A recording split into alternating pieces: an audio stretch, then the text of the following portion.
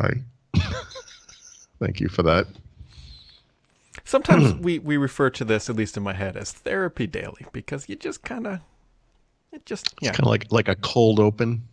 Yeah. Cold meaning your heart.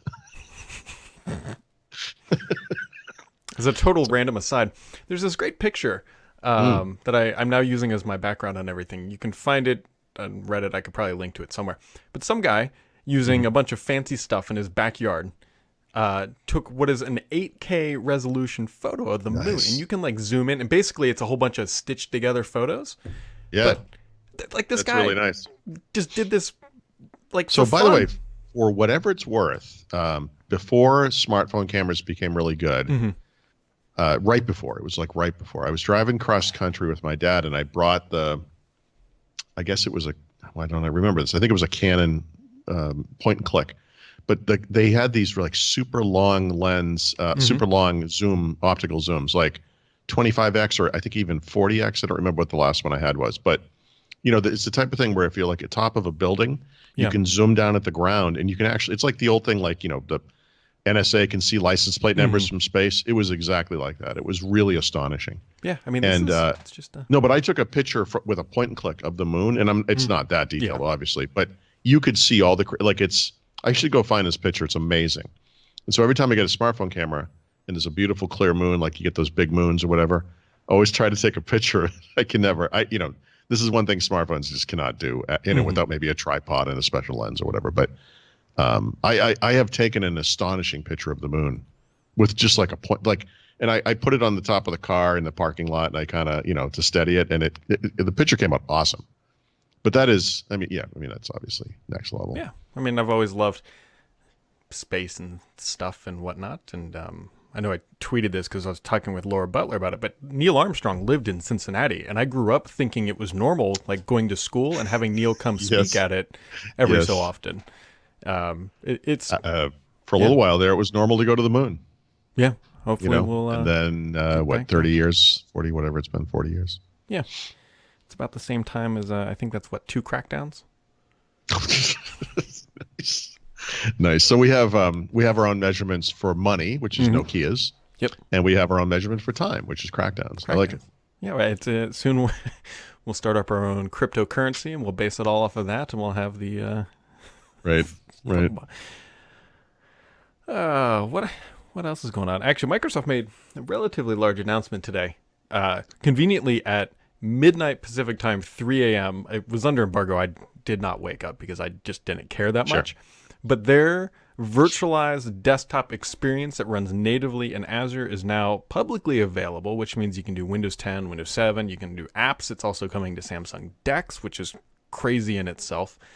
Yep. But it's now publicly available, assuming that it's probably going to reach general availability, I think they said in the second half of 2019. And this is a pretty big deal because up to this point, you had Citrix and some other options, and now Yeah. you don't need them. I've said this every time Citrix comes up. Don't understand why they still exist. Microsoft could have put this company out of business a long time ago. Well, they're about to in the second half of 2019. Well, I mean, but there's always been this belief that Citrix had something on Microsoft, right? Pictures of Bill Gates in a compromising position, perhaps, or no. I mean, no, I'm not joking. Like, Yeah. their technology was so obviously something that Microsoft should implement themselves. It Yeah. was just never clear why that didn't happen. Yeah, there were So, rumors for years that they were going to buy them. yep, Because and it they made they perfect partner sense. with them. They've always been a top tier partner. Look, there's all this crazy stuff you can do as a platform maker, add stuff to your system and so forth. And there's always a controversy when you pull something that a third party has made and kind of duplicate it in your own thing. But this one it's I think it's central to the platform. It has been central to the platform ever since.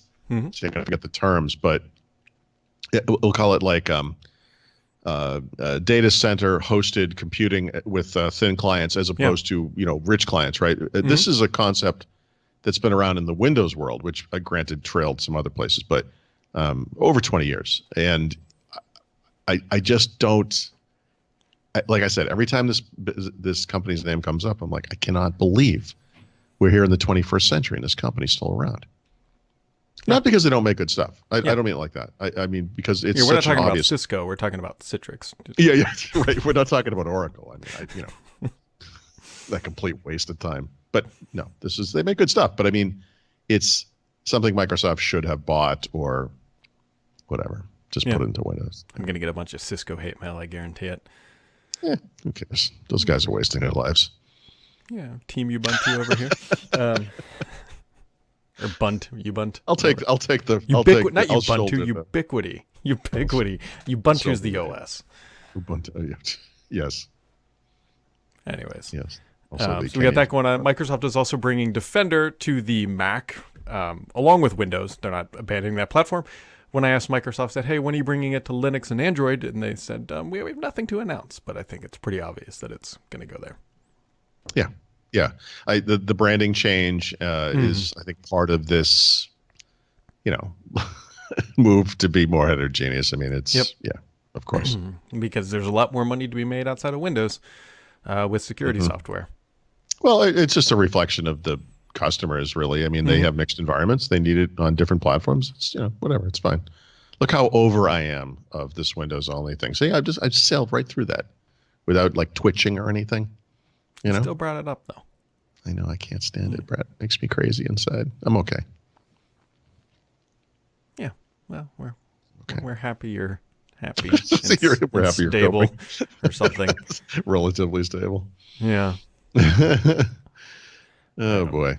I don't know. Apple did not announce any hardware today, so that's. Well, it's still 10:39 a.m. I mean, all the other stuff I think dropped it before 9 a.m. Eastern time. How weird though to do this 3 days in a row. I think that was the point. Now they've got basically a 2-week press cycle because they'll get a whole bunch of stuff on Monday, which is going to launch a news service or whatever, but not include a bunch of people that you probably care about because Apple apparently wants 50%. We'll see. Yep, just like Eddie Murphy's ex-wife, 50%. Wow. Yep. Wow.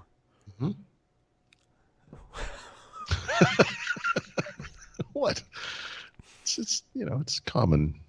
It was a joke he made. It's okay. Yep. Moving on. Moving on. Windows Central also caught wind of something I wrote up. Well, I should say they're verifying or whatever you want to call it. They're hearing that May 7th is the day that the Xbox One All Digital Edition will be launching. And that's right. Yeah. They also got a picture of it, which, by the way, is exactly what I said it looked like. Which you photoshopped, yeah. It's an Xbox One S with no disk drive. That's it. It's a white. A reader had sent us a great image from, I think it was GameStop, that showed what appeared to be the diskless Xbox One S. And like him, I got kind of excited. I forwarded it to Brad, and you looked at it and you said, yeah, it's just a white Xbox One X. You can kind of see the disc thing because it's below the white bezel, the bezel part. Whereas in the Xbox One S, it's kind of right in the middle of the bezel. And I was like, oh, yeah, damn it. So I wrote the guy back, and he was like, yeah, sorry, I got excited there. I'm like, no, I did too. I did too. When I first saw it, I was like, ooh, wait. The thing that tipped me off is that it didn't look like an Xbox One S. That's why.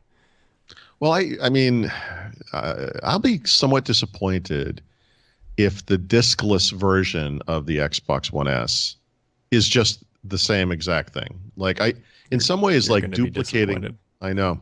Well, because it has that big kind of chin or forehead looking thing. I think it might be confusing to people because they're so close, like identical, really, right? So I almost think like they would be better off doing like making it light gray or something, or changing the color. Well, it's even more important than So I think the argument that, and I agree with you. But I think it's going to be a bigger deal. They need to make it on the box, not the actual console itself, because the box is what you buy. Obviously, the console's inside of it, but that's what they should do. Is where the disc thing went. They could put that Amazon smiley face thing, with like a marker. You are just full of just really useful and helpful just terrible ideas. Yes. Yep. I slept too much last night, Brad. This doesn't usually happen. Well, can you give some this way? Because my kid came like screaming into the bedroom at 2 a.m. from a bad dream or whatever, and which means I get marginal sleep. Yeah. Yeah, there's nothing quite like that. No. I don't. This followed many days of not sleeping enough, so it's a gift when it happens. So I'll take it. It is a gift. That is. That is for sure. What else? I mean, there's a lot going on. Honestly, that was quite a bit of big information. Hmm. What else we got? I was looking. There's new Oculus Rift. I'm actually curious. HP also released or announced their new really super Yeah. high end headset. So $599, I believe. yeah, I was part of I learned about that in advance. Hmm. They had just that announcement came as part of a refresh of their Envy line, which is for consumers, and their ProBook line, which is for small businesses. And both of those products sit in the middle of the market. So they're not the Hmm. high-end premium stuff, and they're not the low-end cheap plastic stuff. And so it's kind of like the sweet spot. And they announced actually a small form factor desktop and some collaboration hardware, and then this thing. And I thought that was kind of interesting because, if I'm not mistaken, didn't some other PC maker, maybe Lenovo, maybe Samsung, I don't remember, but somebody fairly recently just announced a Windows mixed reality headset that doubled the resolution of the screen. Does that sound familiar? Oculus Rift is a lot higher resolution than their previous gen, but I believe it is No. still lower resolution than HP's. Okay. Okay. Yeah, I didn't pay much attention to this part of it. I don't think I even mentioned it in my write up. Honestly, I didn't. I mean, I just didn't. Hmm. I'm not. It's not clear to me what the market is for this. I wouldn't be surprised if this, based on how it was announced, if this thing was aimed more at businesses, if you can believe that, than consumers. Yeah, maybe. Um, I mean, here's the perfect target demographic: is anybody who bought the Gen One and said, "God, I really wish I could get rid of that screen door effect. How much is it going to cost me?" And then you go out and buy that one. okay. Yeah. I mean, I would fall in. I'm not going to go spend whatever it is on it because primarily it's used for just playing around with space stuff with me and my kid. Yep. But if that thing ever dropped, if they ever, I don't know, said, "Hey, this thing's $200," I would be all over that. There's still, they need the HoloLens 2 equivalent of Windows Mixed Reality, right? Mm-hmm. Because compared to other virtual reality headsets of the day, like when these things were first announced, there's a giant leap in simplicity and just the platform integration stuff, which is really important. You don't have to set up sensors around a room or do anything like that. Like there's some good stuff there, but it's still kind of complex to set up, and it's still a complex thing, with cables and stuff, and I don't know what it's like on your computers, but every time I use Windows Mixed Reality, it sounds like a jet engine is revving up in in the room, because the PC is driving all the power, and it really soaks it up. And so I think they need like the next generation bump, smaller, lighter, better resolution, get rid of that grid effect that you're talking about, and less just hefty requirements, physically and processing wise. Yeah, I mean, I could very much see HP taking this thing and going up against HoloLens. Be like, look, here's HoloLens. This is what it does. For $600, you can get a very similar experience with the highest resolution available, to your point, on the business market, and get a very similar type experience. Yeah, so we had a woman from Microsoft's She's in Dynamics, but it's actually she's doing all the mixed reality stuff over there. Lorraine Bardine on Windows Weekly yesterday, and she said something really interesting that kind of, it's like one of those things it's actually obvious, but the way she said it, I was like, right. If you think back to when Windows Mixed Reality first debuted, they were positioning it as almost like a consumption version for the experiences that creators would make with HoloLens. And one of the examples they used was like the guy who's designing the car in 3D space uses a HoloLens because he can kind of walk around it and do his stuff. But then they would have like people wearing Windows Mixed Reality headsets from the company who could view the design in 3D space. And, it's like, okay, because you want to have a bunch of these things that are cheaper. It kind of sort of makes sense. The problem with that is Windows Mixed Reality headsets, like any virtual reality headset, obscures the real world, right? And so the benefit of artificial reality is that it puts artificial elements into the real space in the room. You can still see the room, you walk around and see it. And so what they've found is that it's actually better to make mobile clients for those people that are AR based, and Android and iOS both have AR platforms built into them now. And you can hold up like an iPad or whatever and walk around that thing and see it, even though it's it's 2D really, but you get the 3D effect. And so the role of Windows mixed reality right now, to me, is a little unclear beyond the home entertainment and gaming type things, like that you're doing with your daughter. Mm-hmm. So I don't know. Yeah, I mean, I think these things merge at some point, right? I mean, I think they do too. Yeah.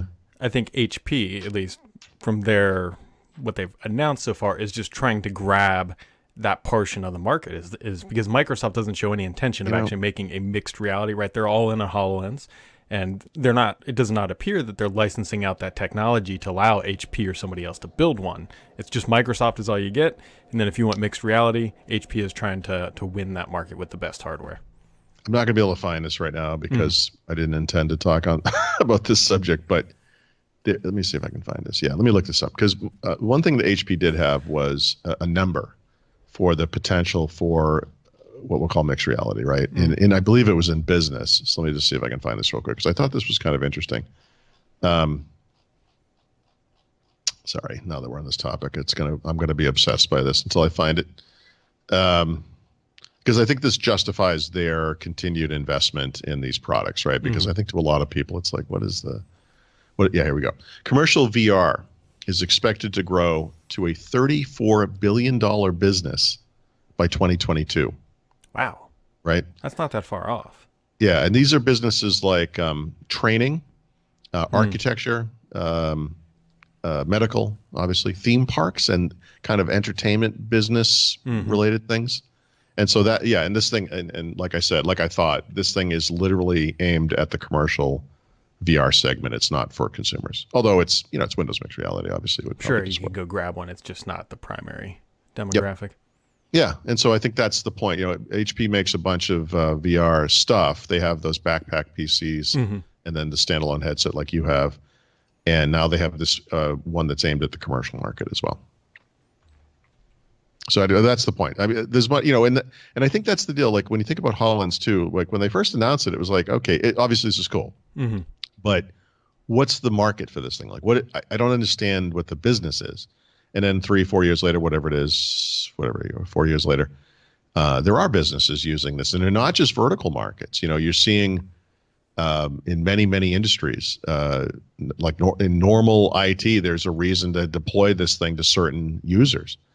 And that's really interesting to me. And it's possible that the VR market will evolve in a similar way, even though I still to this point don't quite see it, but they believe there is a market for it. Yeah. Well, you got anything else for today, Paul, as we wrap it up? Yeah, just one more thing. Yesterday, I spent a good chunk of yesterday writing what would probably have ended up being like a 4,000-word editorial about Google Stadia. I was about 2,500 words into it. I had to break because Windows Weekly was starting, and I went back later. And the way I work is I use my desktop as a scratch space. So those are where the documents I'm working on are. And then when they're done, when I post the story or whatever, I move it into I have a folder structure up in OneDrive. And anyway, I finished Windows Weekly, and I went back and I looked at my desktop, and I didn't see the file, and I thought that's kind of weird. But I dragged, like I said, I dragged files into this folder, so I said I must have filed it away by mistake. And I searched in there for what I thought the headline, the title of it was, and then I was like, okay. And I went into Word. They have you can find the documents you just worked on, and it was there. And then it's like, we can't find it. Do you want us to delete this entry? And I was like, okay. But then I had the document name exactly, so I searched my whole computer for it, and it's not there. And it's not in the recycle bin. I literally lost it. This has not happened to me in years, to my memory, especially something this long. It was like I said, it was like 2,500 words long. I thought it was pretty good too. So there's no way I'm going to rewrite that. So I'll just tell you about my defeat, and I'll point you to the thing I did write this morning, which is just the general thought, which would have been the conclusion of this other thing, which is just that Google has one or two advantages over what we think the Microsoft service is going to be. And those advantages are the controller, which connects directly to the service, which I think is innovative, potentially game-changing. We don't really know for sure. Yeah. And the other one is that Google has eliminated the need for a client because they have Chromecast technology. It's really smart, right? And we don't know how Microsoft's going to handle the client, but If they're smart, they'll do it like Google, where 100% of all of the processing and rendering and whatever occurs in the cloud, and this thing is just a dumb client remote display. That's all it is. But we don't know actually how they're going to do it. So that's my theory. My hope is that they do it that way. So Google may only have one potential advantage. We'll see. But the thing is, when you list out the number of advantages that Microsoft has, which ties into its decades-long experience in the gaming industry, the incredible relationships it has with developers, game makers, and game publishers of all kinds, its exclusive IP, Minecraft, Halo, Gears of War, Forza, whatever, the ability to bring forward gamers from the past to the future, including things like Game Pass and backward compatibility. It just kind of goes on and on. Like, and I know for a lot of Microsoft guys, they were looking at this and they were like, damn, like Google seems to be either outplaying Microsoft or at least duplicating what they're doing. And they are to a degree, but there's this huge thing that they do not have and will never have. And I think it's important to focus on that part of it, because Google is literally starting from point zero. That's something Microsoft started. If you look at Microsoft's like dedicated gaming efforts, you have to go back to WinG and Windows CE and the Sega Dreamcast, and those things came out in 1996, 7, 8. I don't remember exactly. 20-something years ago. And of course, the first Xbox, I think, was 2000, 2001, something like that. Xbox Live was probably 2001, 2002. Xbox 360, 2005. Xbox One in 2011, I think. I'm sorry. You don't just get to step in and say the thing we have is YouTube, because YouTube is people watching, not people gaming. That's a completely different thing. I wrote this in both articles. I thought it was a good example. Like, I watch a lot of crime shows on TV. It doesn't mean I'm going to pick up a controller and start solving crimes in the real world. Like, I'm just watching TV. I don't necessarily want to, interact. So anyway, I think it's one of those, once the excitement kind of dies down things, you got to understand how far behind they are. It's actually not even close, no matter how cool what they showed is. They've got a mountain ahead of them. I mean, you can have the technology, but then there's a whole portion of execution behind it. Yep. And I don't think Google has any mind share at all with anybody, with game makers, with developers. Well, for for this kind of thing, like, why would Activision port Call of Duty to this? Why? What is the point? We already have enough platforms to target. What is the point of this? I just don't. It's a chicken egg thing. I think they're going to have problems. We'll see. We will see. Oh, just real quick. Sorry, I know you're going to go, but the Windows 7 NAGware thing to upgrade to Windows 10 is also available now. So if you're running Windows 10, you'll actually see that thing starting yesterday, technically, with one of the updates that was released. So you can see what it looks like. It's not obnoxious. There is a little click here. Don't want to see this again. Or you click here and I want to learn more. And what you're going to learn is you need to back up your files and you need to buy a computer. So sorry, that's your solution. If you need other solutions, we'll be back tomorrow at 1 p.m. Eastern Time. You can find out everything else on this YouTube channel and throughout your Twitter or snail mail. I don't know. Wherever you find info, you'll find it. Yeah, don't do snail mail. But have yourselves a wonderful Thursday, and we'll catch you right back here next time.